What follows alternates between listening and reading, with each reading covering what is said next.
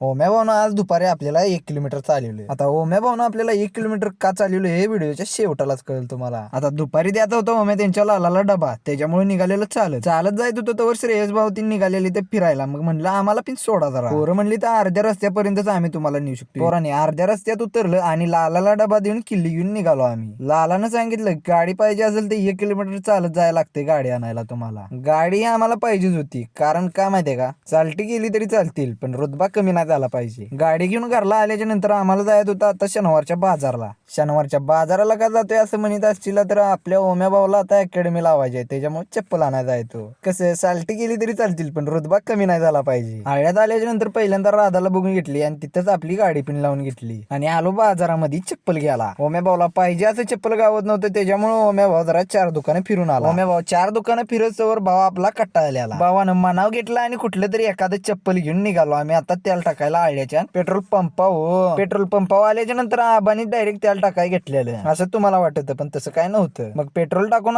निघालेलो घराच्या दिशेने. मग आजचा व्हिडिओ आवडला असेल तर लाईक शेअर फॉलो तेवढं नक्की करा, तुमच्या भावाचा पेज शेअर करा.